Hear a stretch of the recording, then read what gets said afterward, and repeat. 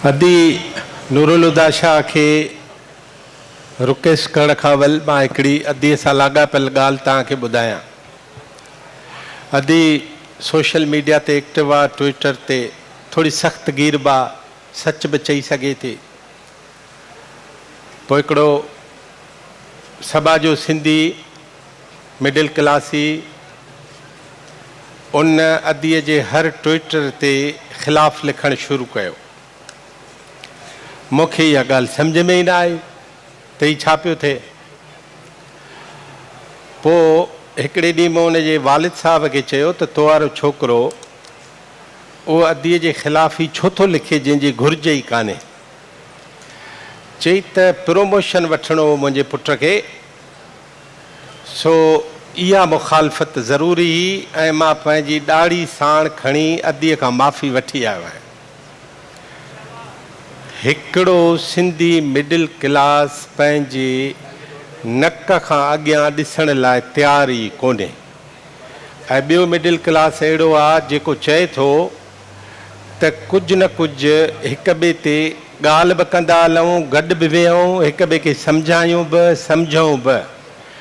ऐं इंतिहाई एतिराम सां अदी नूरुल हुदा शाह खां हिकिड़ो सुवालु पुछणु थो चाहियां त जॾहिं 70% असांजूं ॿाराड़ियूं आहिनि ऐं लो इनकम ग्रुप आहे, बाक़ी 30% थियो मिडिल क्लास ऐं शहर में रहंदड़ माण्हू, उन 70% जो छा थींदो? असां त उन्हनि खे विसारे छॾियो, पॉलिटिकल पार्टियूं ख़तमु थी वियूं, अदब जूं नई जहतूं अची वियूं, सोशल मीडिया अची वई, हाणे छा कयूं? जामी घणो कुझु चई वियो। जंहिं 70 आवाज़ अचे पियो,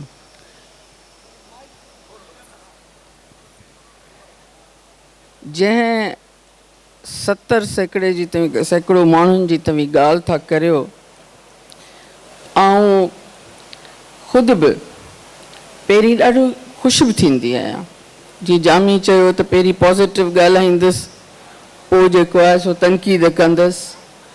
पॉज़िटिव ॻाल्हायूं था, ॻाल्हायूं नथा, पॉज़िटिव नज़रनि सां ॾिसूं था त ॾाढी ख़ुशी बि थिए थी। जीअं महताब चयो त अॼु सिंधी छोकिरियूं असीं जिते बीठल ॾिसूं था, सचमुच ॾाढो फ़ख़्रु महसूसु थो थिए।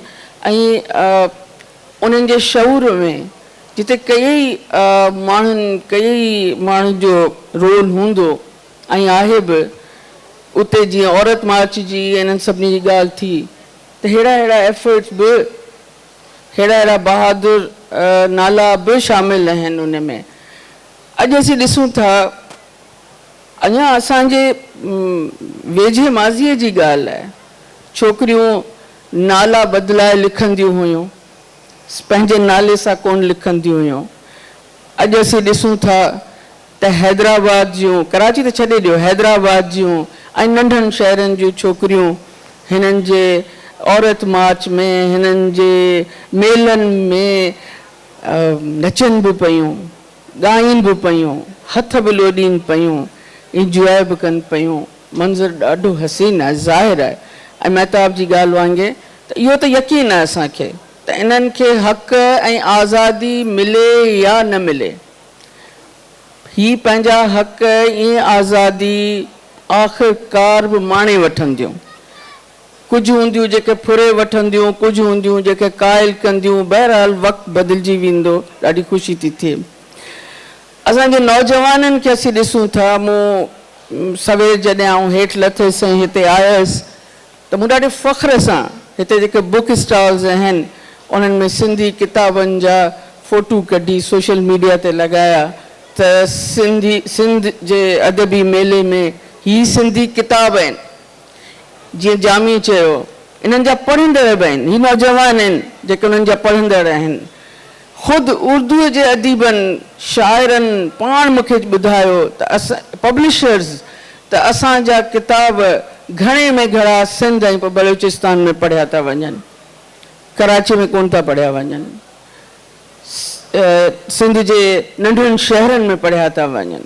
ज़ाहिर बलूचिस्तान जी ॻाल्हि पंहिंजी जाइ ते। इहो बि ॾाढो हसीन मंज़र आहे।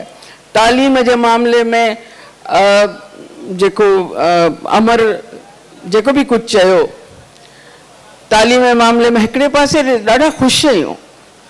असांजे सिंधी नौजवान अॼु कराची जे सभिनी प्राइवेट यूनिवर्सिटीज़ में, स्कूलनि में, हर जाइ ते मौजूदु आहे ऐं केतिरी बि घणी उन जी क़ीमत हुजे, उहा क़ीमत बि अदा थिए थी ऐं हू हुते पढ़े थो।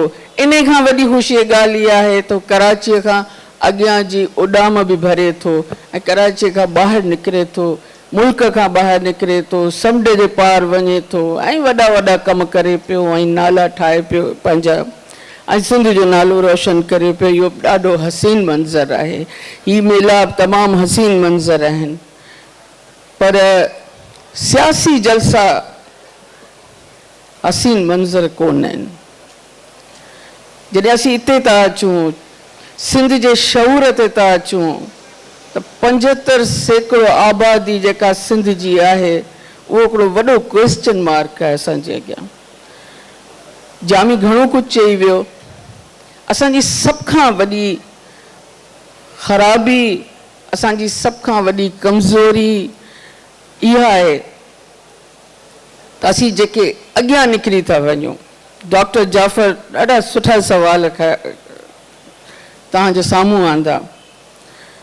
अर्बनाइज़ जेके थियो था वञूं, सखर लाड़काणे खां, शिकारपुर खां, नंढनि शहरनि खां उथी हैदराबाद अचूं था, ॿार असांजा नंढनि स्कूलनि मां निकिरी अंग्रेज़ी स्कूलनि में, प्राइवेट स्कूलनि ताईं अचनि था, पोइ कराची अचूं था, ऑफिसर आहिनि असांजा कारोबारी माण्हू आहिनि, सभु कुझु आहे।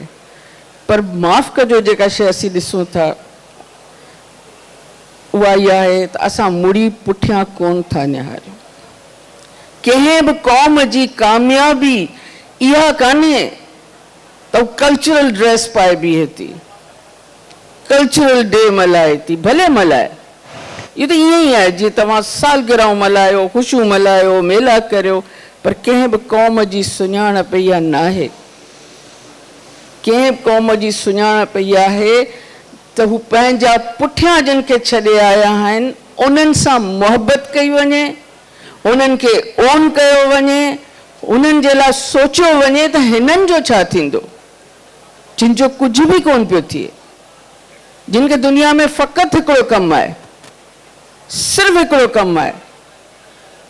अॼु ॿाहिरियां माण्हू असांखे जेकॾहिं बुखियो नंगो चवनि था, असांखे कावड़जण ऐं रिएक्ट करणु असांजो हक़ु आहे, छो त उन जूं कई मानाऊं निकिरनि थियूं। असीं ईस्ट पाकिस्तान जो माहौल ॾिसी चुका आहियूं, असीं बंगालियुनि सां रियासत जी नफ़रत ॾिसी चुका आहियूं, असां सभु ॾिसी चुका आहियूं। पर वाक़ई बि पंहिंजी ॿोलीअ में पंहिंजे पाण में ॻाल्हायूं, छा असां पुठियां बुखिया नंगा कोन छॾिया आहिनि, जिन जो कमु सिर्फ़ु हिकिड़ो आहे, वोट ॾियणु।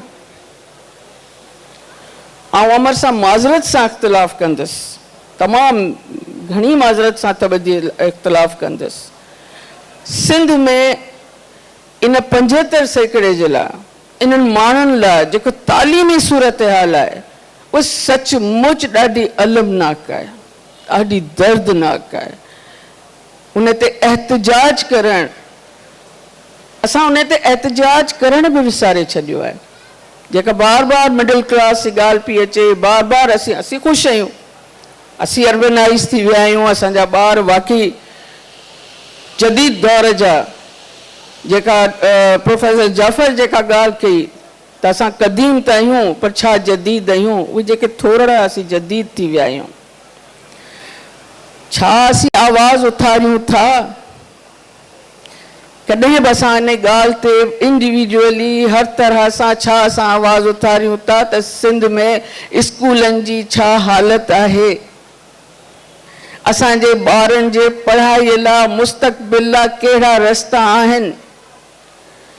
लाश खणण जे लाइ एम्बुलेंस जी पाबंदी लॻाई थी वञे। सिंध में हर टियों चौथों मरीज़ लाश खणी अस्पताल मां ॿाहिरि निकिरे थो, माई अक्सर मरी हॉस्पिटल मां निकिरे थी, ॿार छॾे थी वञे या ॿार सूधी मरी निकिरे थी। इहे उहे पुठियां रहिजी वियल माण्हू आहिनि, जिन वटि न तालीम आहे, जिन वटि न सिहत जी का शइ आहे, नाले जा स्कूल आहिनि। आऊं ख़ुदि असीं सभु गवाह आहियूं। ॻोठनि में हलिया वञो, हलंदा वञो ॻोठनि में, उते असीं ॾिसूं था त स्कूल आहिनि बर्बाद पिया थियनि, उते असीं ॾिसूं था अस्पतालूं आहिनि बर्बाद पियूं थियनि। ईअं नाहे, ईअं कतई नाहे त सिंधी माण्हू पंहिंजे ॿार खे पढ़ाइणु नथो चाहे। इहा हक़ीक़त आहे त सिंधी माण्हू, ऐं वॾो इनकलाब आहे इहो, सॼे सिंध में हलिया वञो, ग़रीब खां ग़रीब माण्हू बि पंहिंजे बचे खे पढ़ाइणु थो चाहे। नौकिरी छो थो चाहे?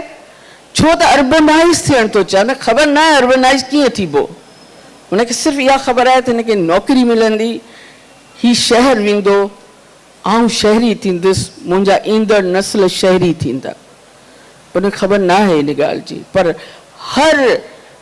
हर सिंधी माउ पीउ पंहिंजे बच्चनि खे, धीअरुनि खे, पुटनि खे पढ़ाइणु चाहे थो। ऐं इन जी सभ खां वॾी गवाही हिते सादका सलाउद्दीन वेठल आहे। अहिड़ा कुझु ॿिया बि हूंदा, पर ख़ासि तौर ते सादका सलाउद्दीन, जिन सिंध जे ॻोठनि में स्कूल खोलिया आहिनि। इहे ॿार किथां आया आहिनि? इहे ॿार माऊं वठी आयूं आहिनि, माइट वठी आया आहिनि हिननि वटि त तव्हां पढ़ायो।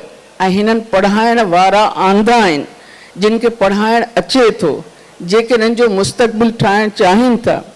सो ॻाल्हि इहा आहे, ऐं वापसि पंहिंजी हिन ॻाल्हि ते ईंदसि, उनखे अञा ॿिनि लफ़्ज़नि में ऐं वज़ाहत सां कंदसि। टाइम आहे? असां हिकिड़ो ॿियो लफ़्ज़ इस्तेमालु करणु चाहींदुसि, क़ौम परस्ती। असां जॾहिं क़ौम परस्तीअ जे ख़्वाबनि में हलिया था वञूं, असां जॾहिं क़ौम परस्तीअ जे नशे में हलिया था वञूं, क़ौम परस्ती हिकिड़ो वॾो नशो आहे। तव्हां पंहिंजे क़दामत पुठियां हलंदा वेंदो, जामी बिल्कुलु सही चयो, माज़ीअ ते नाज़ कंदा वेंदो, तव्हांखे विसरी वेंदो त असांजो हाल छा आहे, असांजो मुस्तक़बिल छा आहे। मिसाल तौरु असांजो नौजवान सम्झे थो अजरक पाइणु, सिंधी टोपी पाइणु, इख़्तिलाफ़ करण वारे खे जेको आहे सो गले मां झलणु, भले झलियो, तव्हांजो हक़ु आहे, असां सभिनी जो हक़ु आहे, हुअणु खपे ईअं बि, पर उनखे गले मां झलणु, हर ॻाल्हि ते सिंध जो गद्दारीअ जो तानू ॾियणु, अहिड़ा कई मामला जेके आहिनि। उन ई नौजवान खे तव्हां ॾिसो त सरदार, जॾहिं नौजवान सरदार इलेक्शन खटे थो ऐं पग ॿधे थो त वॾे फ़ख्र सां सेल्फियूं था ठाहिनि। इन जो मतिलबु इहो आहे त असांजे नौजवान खे ख़बर ई न आहे त हू फ्यूडल सिस्टम में फाथल आहे। असांजो क़ौम परस्त सियासतदान ॾिसो, असांजा हुक्मरान ॾिसो, हर कंहिंजो रवैयो वॾेर को न, जागीरदाराणो आहे। खीसा ख़ाली हुजनि, पैसा भले करप्शन जा पैसा उन्हनि जे खीसनि में पियल हुजनि, रवैयो जागीरदाराणो आहे। चाहे असांजी ब्यूरोक्रेसी हुजे, जागीरदाराणो रवैयो छो थींदो आहे? बज़ाहिर असीं ईअं सम्झूं था त जागीरदाराणो रवैयो जेको आहे पैसे जी उहा हिकिड़ो अहसासु आहे त मूं वटि दौलत आहे। न, जागीरदाराणो रवैयो तव्हांजो तॾहिं थींदो आहे जॾहिं तव्हां पंहिंजे इर्द गिर्द जे माण्हुनि खे, पंहिंजनि माण्हुनि खे, तव्हां जहिड़ा ई जेके माण्हू आहिनि, इन ई धरतीअ जा माण्हुनि, उन्हनि खे कमतर सम्झो। जॾहिं उन्हनि खे कमतर सम्झंदो त तव्हांजो रवैयो जागीरदाराणो थी वेंदो। जॾहिं तव्हां उन्हनि खे बराबरीअ जी इज़त सां ॾिसंदो, उन जे हक़नि ते ॻाल्हाईंदो, जॾहिं तव्हां इन जागीरदाराणे मंज़र में सेल्फियूं कढणु सरदारनि सां, वॾेरनि सां, जॾहिं तव्हां पंहिंजा वोट ॾियण महिल बि 100 दफ़ा सोचींदो, तव्हां न सोचियो, तव्हां त पढ़ी लिखी चुका आहियो, तव्हां त हिकिड़ो मिडिल क्लास आहियो, शहरी मिडिल क्लास आहियो सिंध जो, पर छा तव्हां जॾहिं इलेक्शन थिए थी, छा तव्हां पंहिंजनि ॻोठनि में, सभिनी जा ॻोठ आहिनि, छा तव्हां पंहिंजे ॻोठनि में पंहिंजनि माण्हुनि सां कॾहिं ॻाल्हायो आहे?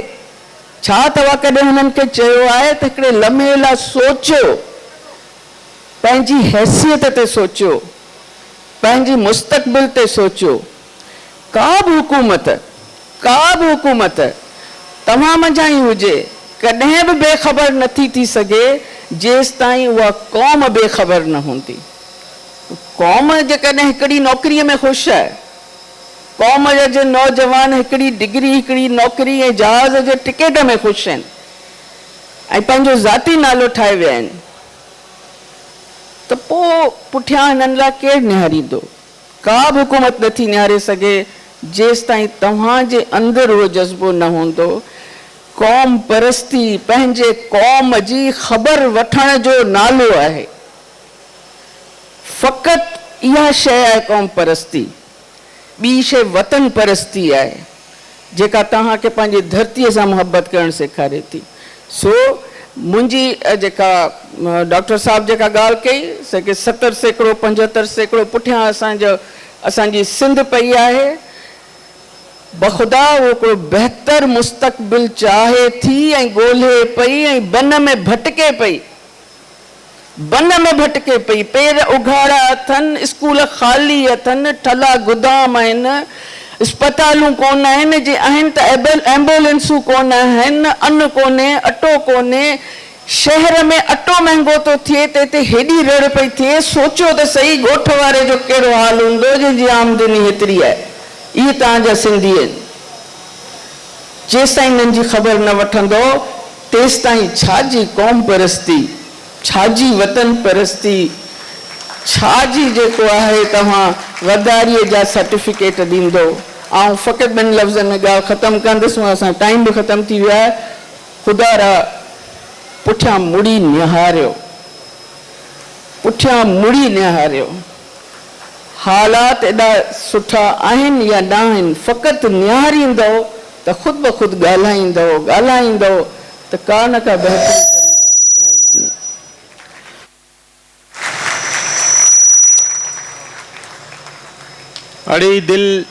अड़ी दिल एॾी बि पागल, ॾिसी छो नथी लोक सारो अथई विख विख ते वढियल।